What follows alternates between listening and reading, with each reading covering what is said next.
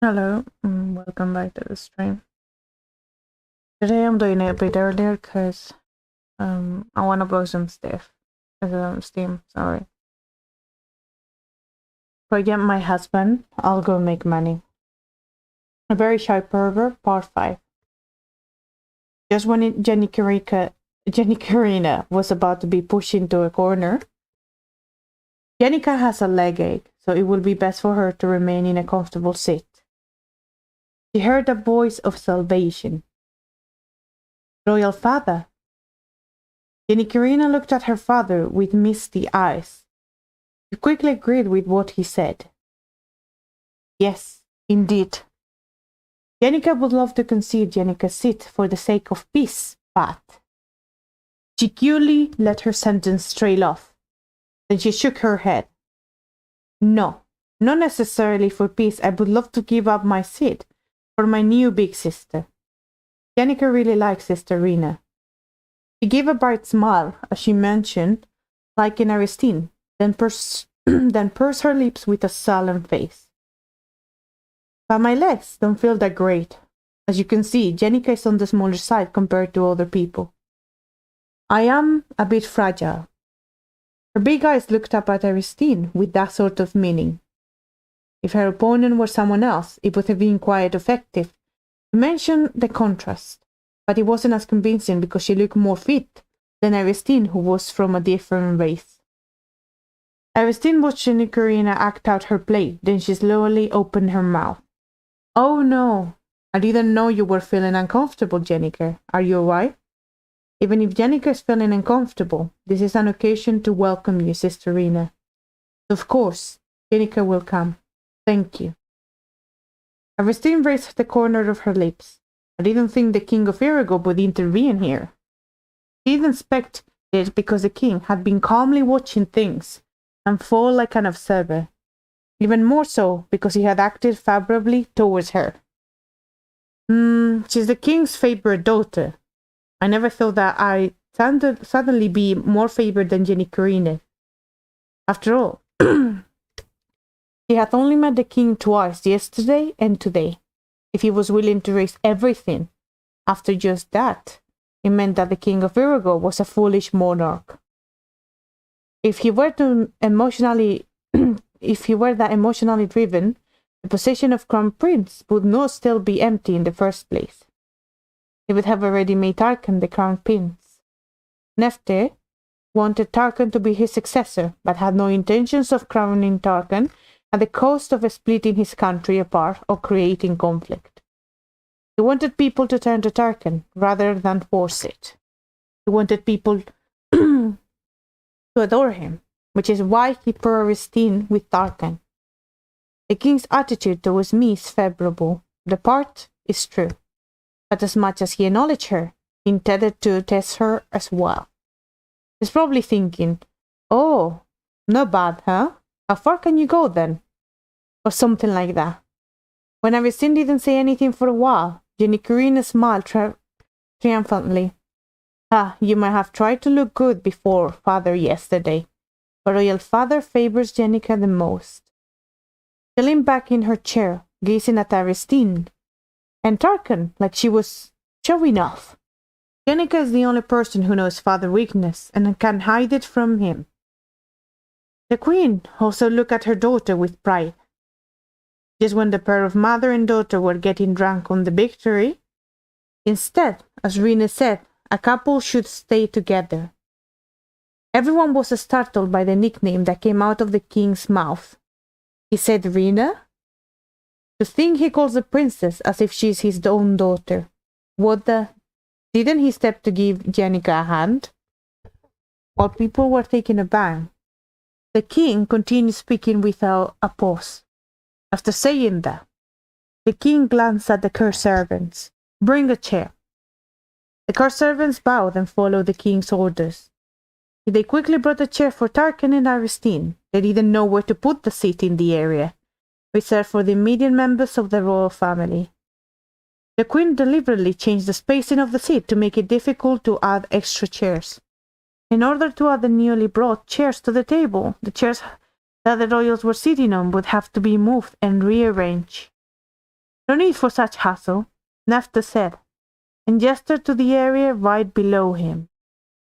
Once people's eyes fell on where he was gesturing to, they let out a silent scream, the space just below the king and queen. The place was something that had to be left empty. It was a space reserved for the crown prince and crown princess of this country. Your Majesty. The queen called the king, almost screaming. The king's blue eyes slowly turned to the queen. What is the matter, queen? His tone was laced with warning, but the queen refused to simply back down. She couldn't let Tarkan sit in that position. She had to stop such thing from happening. The Duke of Esquiela was also agitated and rushed to speak. That place is for the crown prince and princess, your majesty. How can his highness Tarkan, who is only second in line to succession, sit there? The duke is right. There are laws and property that need to be followed in the royal family. The queen agreed with the duke to strengthen his position and appealed to the king. The king looked at the two of them and burst into boisterous laughter. You all think too much. Don't think so deeply about it. I just put in a chair in an empty space. If there was really no meaning to the seat, there would be no problem with having Aristine sit in the lowest ranking area. And yet you didn't say anything when Tarkan dared to defy me with some nonsense about putting peace at the lowest position. The queen's eyes flashed with anger. Even though he saw that, the king merely gave a relaxed smile. It can't be helped. After all, there was a mistake in the seating arrangement. The queen flinched and stiffed them. This whole thing was her scheme from the beginning. She acted like it was a servant's mistake, but everyone in this room knew that it wasn't the truth. Now that the king has pointed it out, she had no choice but to back down this time. The queen clutched her armrest tightly. Anyone could see that she had been beaten by her own warriors. With anger raging in her eyes, she turned to Tarkan and Aristine, who were sitting in the space of the crowned couple. The two of them sat there comfortable, without any sign of unrest, as if the seat had been theirs in the first place. The couple-to-be sat side by side, their beauty in full display, and the harmony between them painted a beautiful picture. That's the end of chapter 34. Chapter 35. A very shy Berber, 4-6. The delegation greeted the king and offered him the presents. They were said to be gifts, but were actually war preparations. The items presented were extremely rare and luxurious items that Aristine had never seen before, but her face was fixed on a man. In the meantime, the offering session came to an end. I can see the goodwill from Sylvanus. The king welcomes Princess Aristine, and of course the delegation. It is a cause for celebration to see this long war coming to an end with the joyful union between our two countries. The king raised his wine glass to the peace of Irigo and Sylvanus. Everyone raised their glasses in agreement before downing its contents, and that signaled the official beginning of the welcome banquet. Dances performed stage and delicious food was served, but Aristine's mind was constantly elsewhere. Tarkan furrowed his brows, followed Aristine's gaze, and found a man in her line of sight. That man. The place he was sitting in was close to the lowest ranking area where the queen had asked Aristine to sit earlier. Did her eyes twinkle just now because she saw that man? Tarkan's brow rose sharply. He didn't like it. His golden eyes turned to Aristine, and a piercing gaze fell on her neck. However, Aristine didn't even notice that her husband-to-be was staring sharply at her, because all the attention was focused on that man. The man was eating his steak with gusto, not knowing that Aristine was watching him fervently. Oh, the steak looks delicious. Maybe I should have some too before it gets cold. Aristine, whose appetite was stimulated after watching the man eat, quickly gobbled a piece of steak. It tasted so good. So this is what they mean when they say it melts in your mouth. There were quite a few sauces around, and it was even tastier after dipping it in them. As she was eating the stick alone, she caught sight of the baked vegetables that were served as garnish. To test it out, she ate the familiar potato first. Her eyes widened. I didn't know adding butter to potatoes made it taste like this. She had eaten a lot of potatoes in her life, but she didn't know they could be this delicious. Maybe they were at a different variety or different quality, but the potatoes by themselves had a subtle sweetness. And with the moderate addition of some melted and salty butter. Ugh, yes! Aristine stuffed herself like crazy, when then came to her senses. Her gaze turned back to the man, her purple eyes scanned the man sharply from head to toe. I'm sure of it, this is the guy. Aristine recalled the scene she had seen in her Monarch sight. It was a scene she saw during the travel from Sylvanus to Irigo. Please accept me, your highness. The man asked Aristine inside the reflective surface. At those words, then Aristine inside, all right, then you're mine now, nodded and said with a bright smile.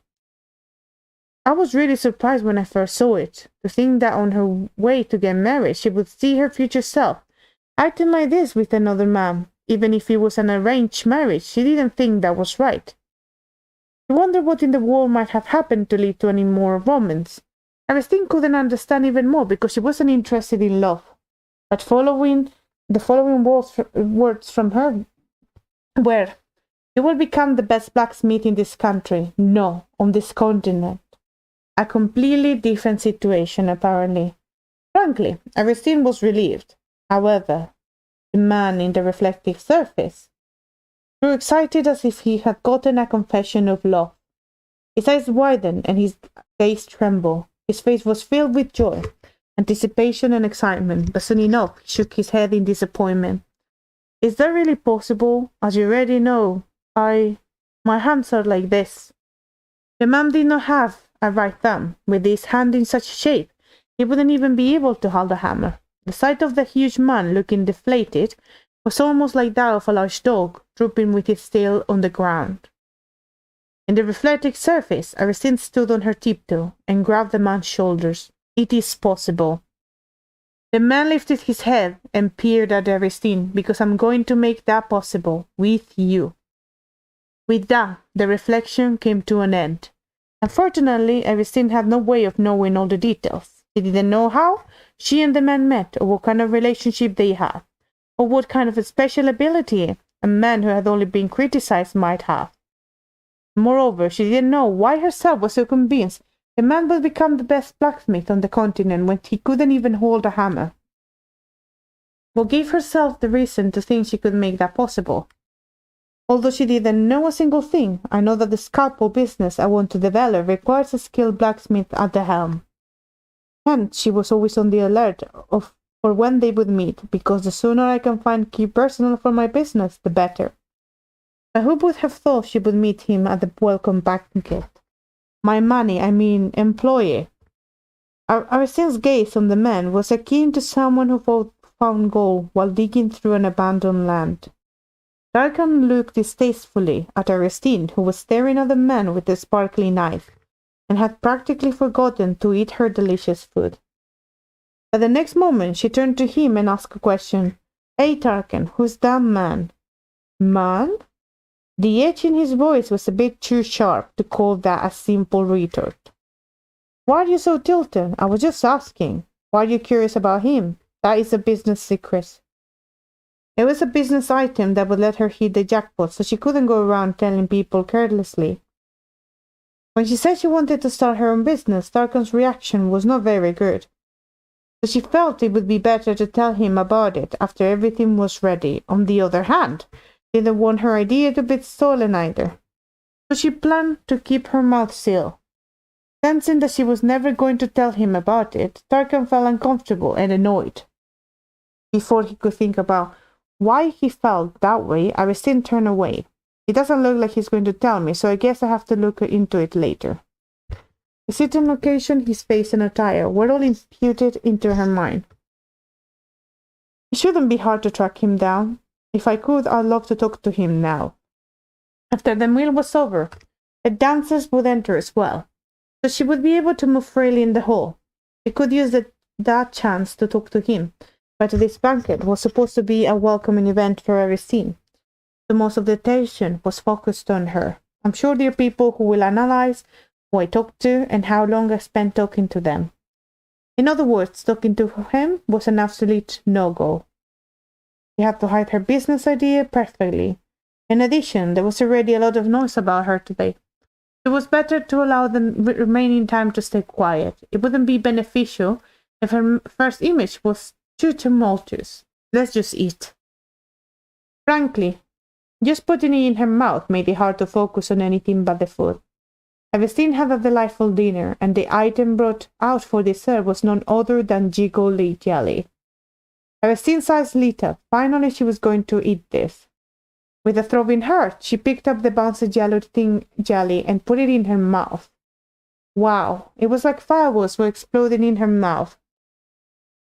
The combination of intense sourness and sweetness made saliva bell under her tongue. The taste was so strong that people normally stop after eating one, but she felt that was a bit of a shame. She was just staring at the empty place, then clack! Aristine's eyes widened when she saw the small dessert plate placed in front of her. On the plate was a dainty and soft-looking jiggly jelly. Aristine raised her head and stared at Tarkan before she could even open her mouth. Tarkan spoke first, almost like he was making excuses. I don't like this. Really? For some reason, Tarkan didn't look at Aristine. Aristine took the silence as agreement and asked again, then can I eat it? She was already having to swallow her saliva. If you want. He spoke indifferently, without even making eye contact, but Aristine's eyes lit up with joy. You know, Tarkan, what now? You might be a very shy pervert, but I think you're still a pretty good partner. What? Tarkan turned to look at Aristine, speechless. Seeing the lines on his forehead, Aristine was puzzled and repeated what she said. I said you seem like a pretty good partner. Before that, no, forget it. Tarkan just shook his head in resignation when he saw her expression that said, I'm complimenting you, why are you reacting like that?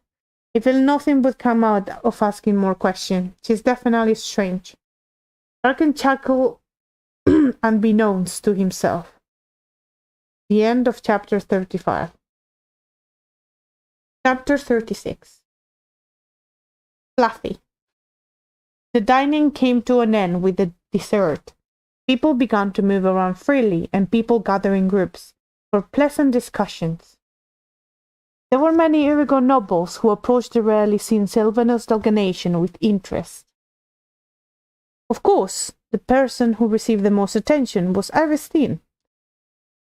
The people supporting her meal held their heads high and acted uninterested in Aristine, but that was not the case for the other nobles. Many of them approached Aristine, including Marquess Isara, who was said to be the leader of the neutral faction in the fight for succession. Some also approached her because they were simply curious about the Princess Sylvanus. This cannot go on, Your Majesty the Queen. When the Duke of Asciela said that, the Queen nodded. I know that as well. Her gaze was fixed on Aristine, who was sitting in the Crown Prince's seat and talking with the nobles, as well as Tarkan, who was sitting next to her in the Crown Prince's seat. He was sitting down in a careless and relaxed manner, as if the seat belonged to him, while watching Aristine, who was chatting with the nobles. Do they even know what position that is? How dare they? She ground her teeth harshly.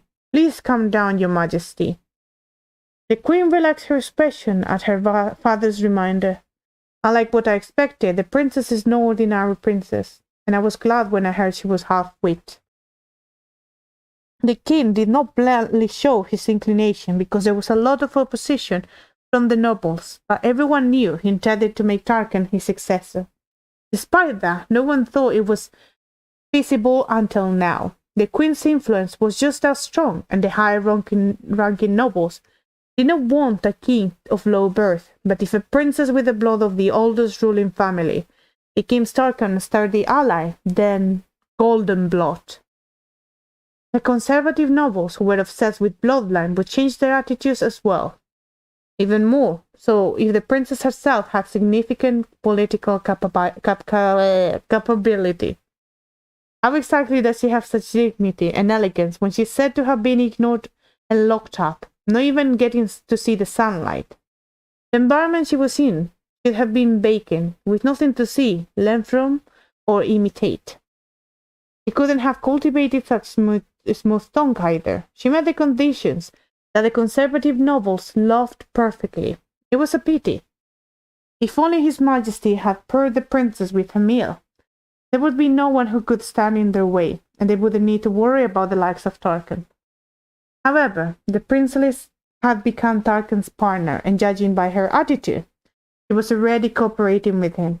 As much as it is a shame, she's an opponent that must be eliminated at all costs. The queen turned away from Aristine and whispered to Duke Esquiela, "I'll have to tell Hamil to come back as soon as possible. For now, she had to write a letter to her eldest son who was away. That is a good idea. When His Highness is back, the nobles who are getting confused with will be able to make the right decision." While the queen and Duke Esquiela were whispering to each other, Aristine fell a gaze on her and looked around. A lot of people were paying attention to her, but the one that caught her eye was the Sylvanus delegation. They were all staring at her with baffled expressions on their faces. Their faces showed that they couldn't adapt to the change in the princess, who had lived as quiet as the dead in the empire. "I bet the emperor will hear of this when the delegation gets back, or maybe they'll send the news tonight." Whichever it was, it didn't matter. Aristine was going to live in the Irigo. From now on, Tarkan had decided to protect her. Well, their faces are unpleasant to see, so I hope they go back soon. The knights and maids serving Aristine were to remain by her side, but the delegation was set to return home after completing their duties. Since the one thing they had to do today was finished, there was only one thing left: my wedding. Tarkan's palace was full of energy for a change. The atmosphere was usually rigid and solemn, like its owners, but today it was as relaxed as a festival. Naturally, this was because its owner's wedding was just around the corner. In addition, the princess who was the bride-to-be was someone who enjoyed being attended to. She was brimful of elegance, like the princess she was, but at times she looked like an easygoing and laid-back adult, while also seeming like a child who was seeing the world for the first time. Most of all, she's pretty. It's been said since ancient times that what is good for the eyes is also good for the body. The court servants were more drawn to the princess than their master, whom they respected but also feared. "Your Highness Princess, as you know, the wedding will be happening soon. A marriage is a one-in-a-lifetime event, so of course your opinions are the most important, don't you agree?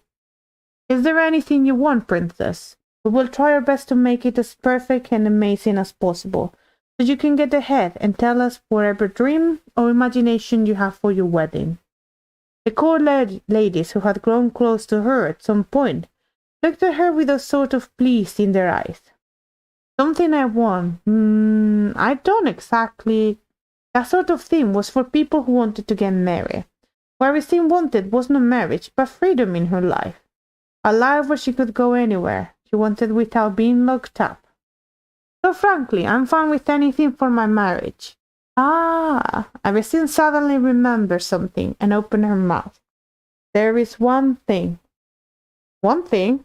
Just that? You can tell us everything. It doesn't matter how small." "What is the one thing?" "Just tell us whatever it is. We will definitely prepare it for you." The girl lady's eyes sparkled as they looked forward to what Aristine was going to say. And what she ended up saying was something soft and fluffy. Yes, soft and fluffy. What? They didn't understand what she meant. No, actually, there was one thing that came to mind when a bride-to-be says she wants something fluffy. It can't be that. I must have heard wrong. "I'm sorry, what do you say? I want something fluffy." "Yes? You don't know what the fluffy thing is? I like that soft and fluffy feeling. It feels good when you lie down on it." Even the veteran court ladies couldn't keep their composures at those words, which were akin to hammer the nail into the coffin. That's the end of chapter 36. Just in case you don't know what their meaning is, they're referring to the bed. They're surprised that she's asking for a fluffy bed for the wedding night. Something that she doesn't seem to be aware of, like always. Thank you for listening to me. Hope you enjoyed this. And subscribe if you want to hear more. I'll do, like always, more chapters tomorrow. Bye.